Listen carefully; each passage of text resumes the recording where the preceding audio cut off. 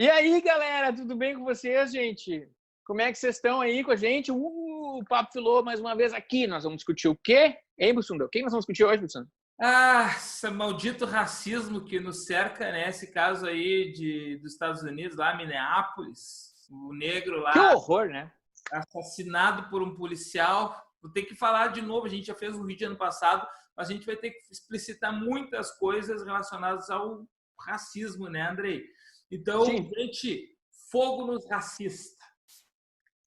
Firma, firma, firma, fogo nos racistas. Firma, firma, firma. Bom, gente, então nós vamos começar falando para você que de repente não estava no planeta Terra nessa semana. Aconteceu esse absurdo nos Estados Unidos, mais uma vez, absurdo. Aconteceu um cidadão norte-americano de 40 anos, negro, George Floyd, ser interpelado pela polícia como possível ou eventual cara que estava dando um golpe lá, passando dinheiro falso. Só que, cara, o policial foi lá, pegou... Vamos colocar essa foto aqui, cara, é horrível isso aqui, ó. O policial foi lá e botou o joelho no pescoço dele, mãozinha no bolso, sufocou ele até a morte, cara. E aí, cara, aí eu vou te dizer uma coisa assim, ó. A gente seguido fala mal de coisas dos Estados Unidos, a gente nunca fala mal das pessoas dos Estados Unidos, de ações, né, de governo e tal. Tá certo os caras que foram lá e quebraram tudo, tacaram fogo, fizeram mobilização, protesto, cara. É um absurdo. Cara, eu tenho pavor de falar, nós estamos no ano 2020. O ano não é referência, mas é um absurdo que a gente tenha uma sociedade com tanta informação, conhecimento, que a gente tem estudo na área de genética, de sociologia, de história, de cultura, tudo, e tem racista, né, Andrei? Puxa vida, cara. Eu ia falar palavrão, mas a nossa diretora, disse que não é para nós falar. Não, de que é coisa bagaceira, não dá pra meter. A imprensa marrom não fala palavrão. Esse é marrom. Vou falar palavrão. Puta merda. Tá, ó, cara, é o seguinte. Tu lembra que esse caso aí faz lembrar de um caso específico da última morte da Ku Klux Klan em 1981 nos Estados Unidos?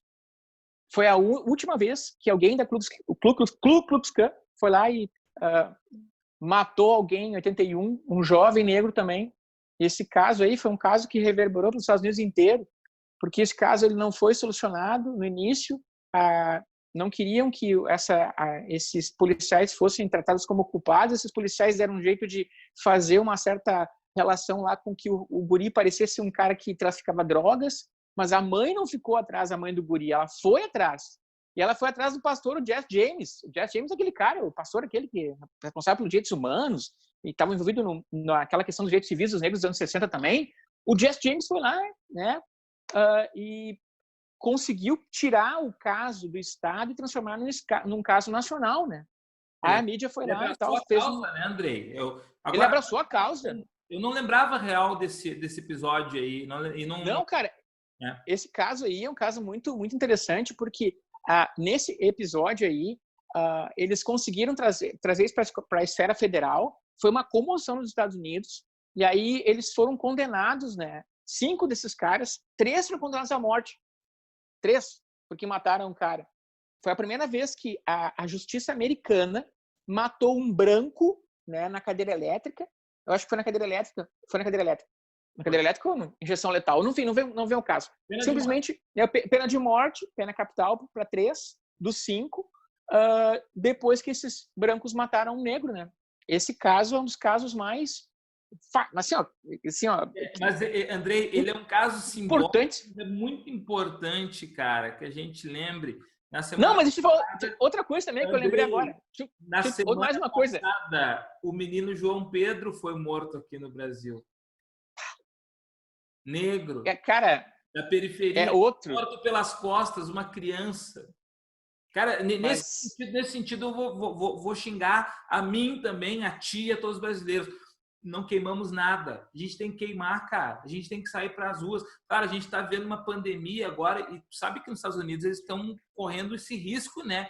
Os caras estão fazendo manifestação, estão fazendo marcha lá. Poxa vida, cara.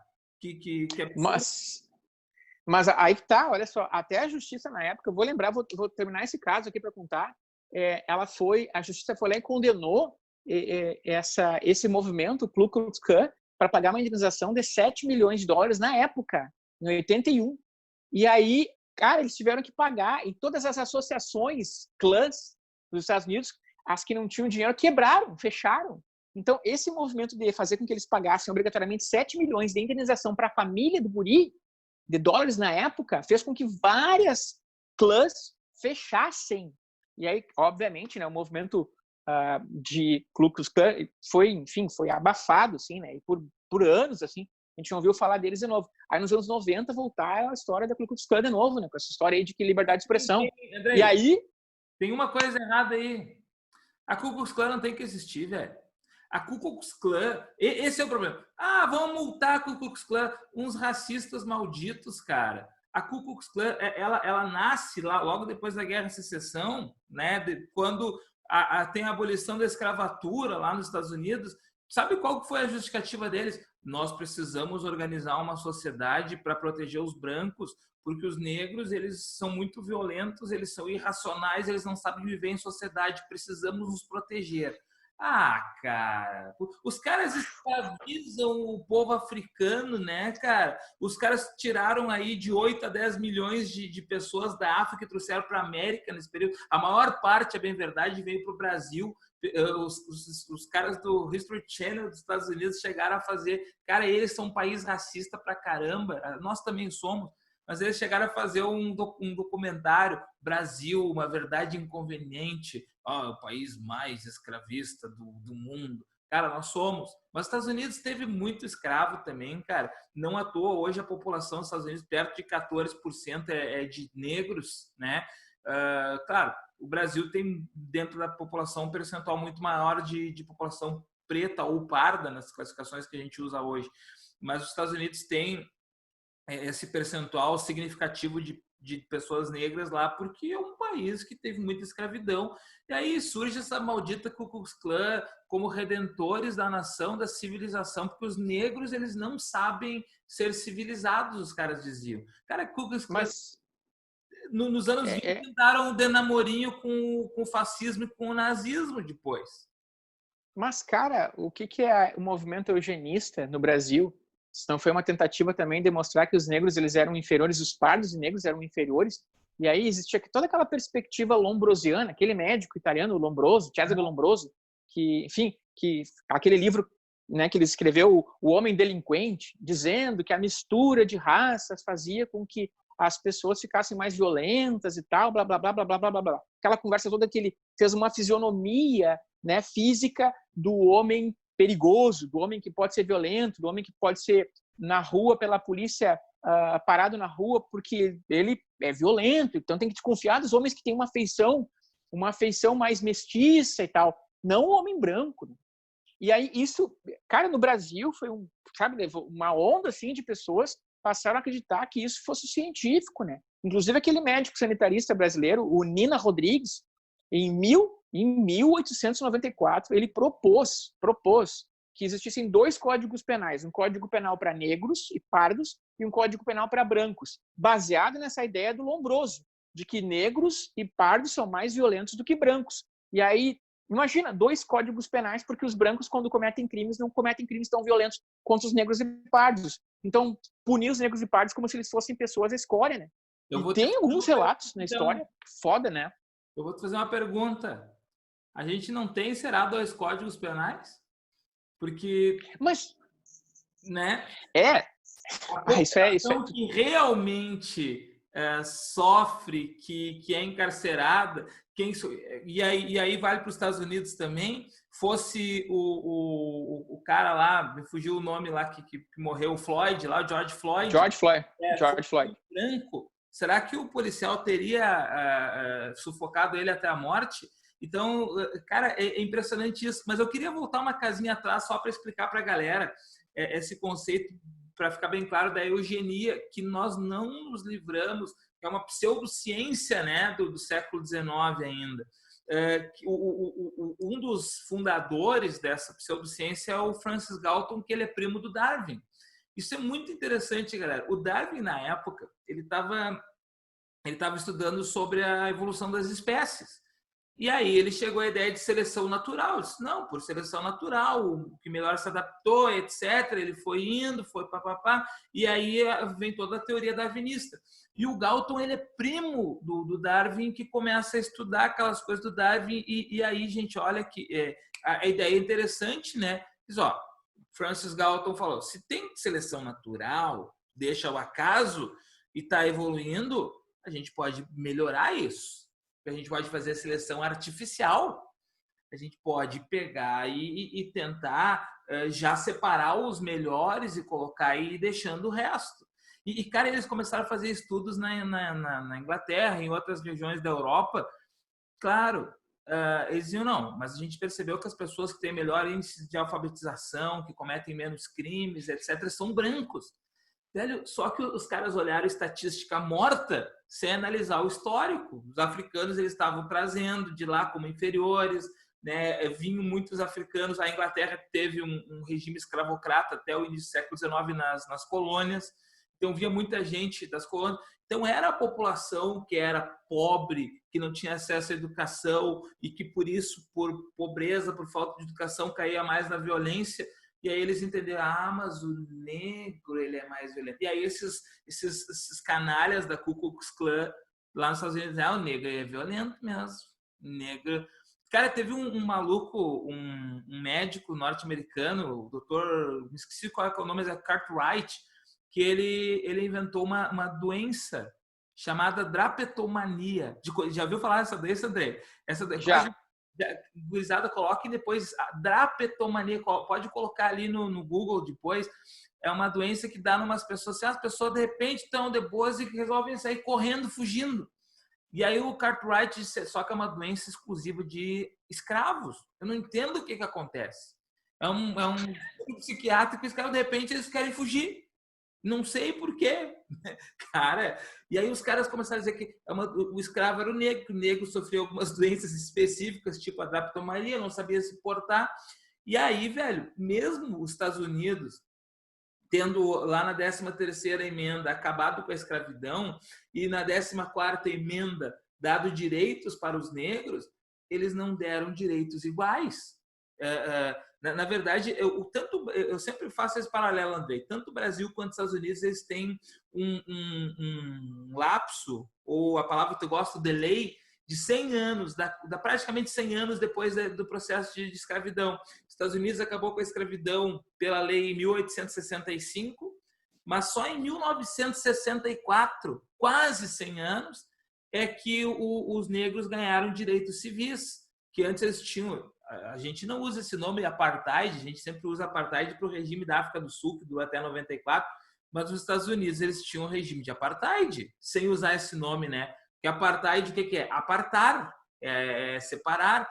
O negro tinha uns lugares que ele não podia ir. Tu viu? Cara, eu achei muito bom ver esse filme, o Green Book, que ganhou o Oscar agora, não desse ano, do outro ano.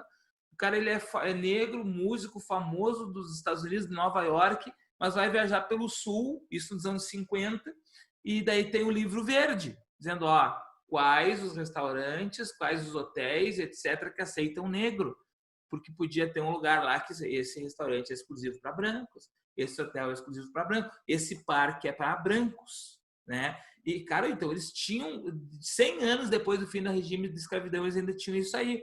E o Brasil, eu gosto de usar também, a gente acabou com a escravidão em 1888, mas o racismo só se tornou crime inafiançável na nossa Constituição de 1988, 100 anos depois.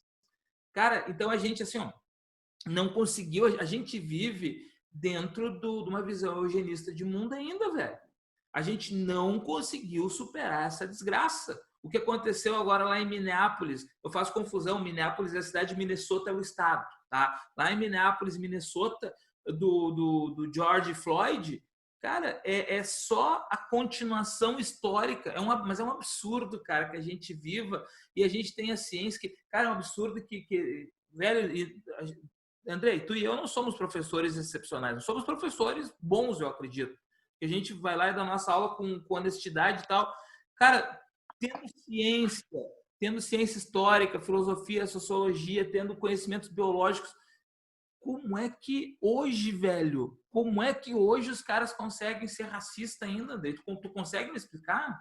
Qual é a... Cara, o mesmo tipo de pessoa que tem uma crença do tipo a Terra é plana e que racismo não existe e que, enfim, as vacinas não funcionam, é o mesmo tipo de gente que está disposta a acreditar que a ideia de que negros são inferiores é uma ideia natural, né? Isso é um absurdo, né? A gente tem que ser antirracista, cara. A gente tem que ser, enfim, pessoas que defendem o antirracismo e deixar claro isso, cara, porque, olha só, tá tão introjetado isso na história do brasileiro.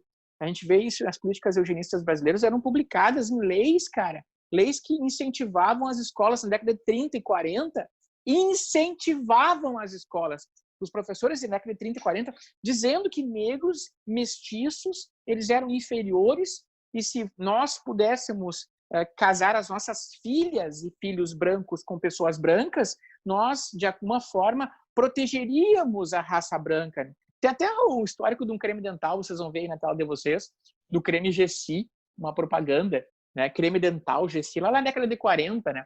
Aí, para vocês terem uma ideia, vocês estão lendo aí na tela, aí, ó, um dos slogans era 50 anos a serviço da eugenia e da beleza. E aí, os dentes brancos, né, eram um sinal de pessoas brancas e superiores em relação às negras e pardas que tinham dentes mais sujos e amarelados. Mas será por que tinha dentes sujos e amarelados? Porque não tinha dinheiro, porque não tinha saúde pública para essas pessoas, porque não tinha política pública para negros. Então, tu vê que, obviamente, os negros e os pardos tinham dentes mais sujos e talvez mais amarelados, com tártaro e cáries, e os brancos, né, que tinham dinheiro para comprar pasta de dente e faziam questão de separar. Quem tem que usar pasta de dente tem que ser a favor da eugenia. Então, tem que ser branco. Dentes brancos é um sinal clássico da nossa ideia de eugenia, né? Fora o resto, um monte de limpeza. Por exemplo, aqui, ó, tem outra coisa que eu vou mostrar para vocês aqui, ó, um anúnciozinho bem fácil para falar sobre essa questão que envolve, no Brasil, a questão do negro, a questão do pardo, que eram rechaçados como inferiores. E aí tu vê por que teu bisavô, teu avô chamou o negro de uma forma pejorativa, porque foram educados nos colégios e porque havia também um apoio da ciência, entre aspas, aqui. E aí, gente, é o seguinte, olha só, vejam que está na tela de vocês aí, ó, um pequeno recorte de jornal da época, década de 30, onde dizia ali, ó, cruzamento do preto com o branco, ou do branco com o preto, pelo professor Luiz L. Silva. Não é o Lula, tá, gente? Tá, faltou, não é o Lula. Luiz Lula professor da acho que é outro Lula, né? Pelo amor, sei lá, cara, de repente tinha o nome de Lulinha, Lulão, será o pai do Lula? Bom, professor da Faculdade de Farmácia e Odontologia de Santos, né? Aí perguntam para ele, o jornal pergunta, né? É razoável o casamento do branco com o preto? Aí ele responde, não, absolutamente não. E ele continua, e ainda mais, nem razoável, nem decente. Ou seja, razoável quer dizer que não é racional um branco casar com um preto, tá? E porque não é decente, porque a moralidade seria, na verdade, afetada. Então, seria imoral um branco casar com um negro. Então, tu imagina uma criança, uma família branca, sendo todo dia bombardeada, porque ele tem que ser branco, tem que casar com branco, porque é eugenia, porque vai tornar ele superior, porque os negros e pardos são, né, os assaltantes, são as pessoas brutas, são as pessoas que não têm educação, com os dentes podres. Então, veja que foi criado uma certa relação, objetivamente, de colocar o negro numa posição inferior, de colocar o pardo numa relação inferior. E é isso que está na nossa raiz do Brasil, né? Então, há pouco mais de 50, 60 anos, nós passamos a entender, através, por exemplo, dos estudos do Florestan Fernandes, na década de 60, mostrando qual é o perfil do negro no Brasil e por que o negro no Brasil é tratado dessa forma. Ele mostra isso. Então, a história do Brasil, ela é a história, na verdade, do que aconteceu com os negros, o que aconteceu com esse apartheid, não digo de território, mas um apartheid de ideias, né, que se colocou e incutiu na cabeça do brasileiro por décadas, décadas e décadas, dizendo que o negro era inferior. E hoje nós estamos tentando reorganizar, pensar melhor e ser, né, pessoas defensoras do antirracismo. Cara, o que tu acha disso, Pussunto? Eu acho. Tu que estudou a história brasileira bastante, consegue ver elementos disso, né? A gente vê muito a construção de várias coisas.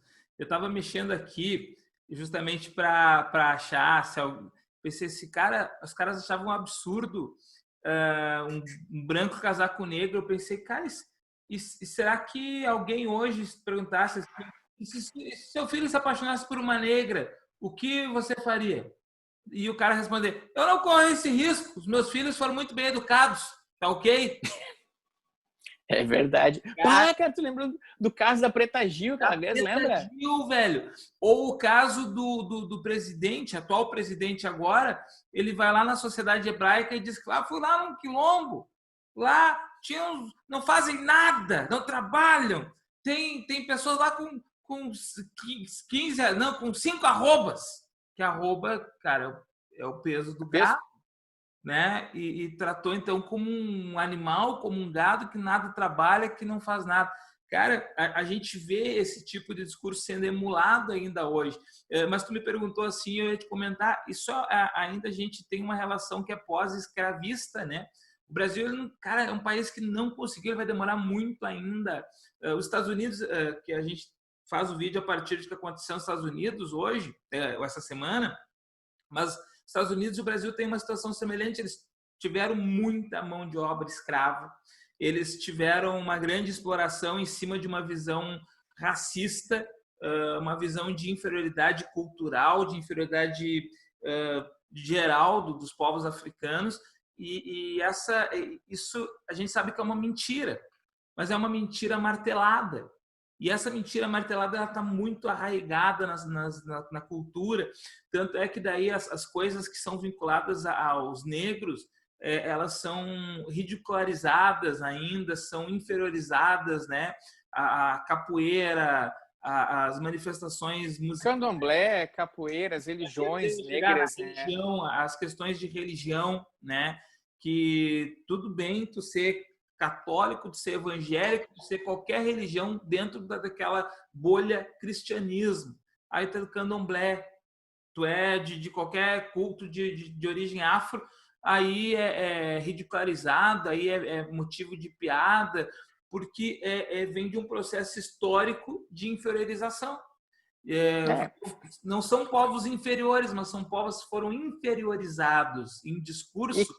E cara, assim, ó, tu vê, desculpa te interromper, Bussunda, mas eu queria só relatar aquele episódio, que é um dos episódios também bizarros das favelas do Brasil, né? Existem vários milicianos até, que ligados a algumas religiões evangélicas um pouco mais radicais no Brasil, que tem um movimento de tratar, enfim, as religiões afro como religiões demoníacas, né? E aí acabam invadindo alguns terreiros e destruindo terreiros, né? Expulsando mães de santo, como se eles fossem os grandes arautos da verdade de Cristo.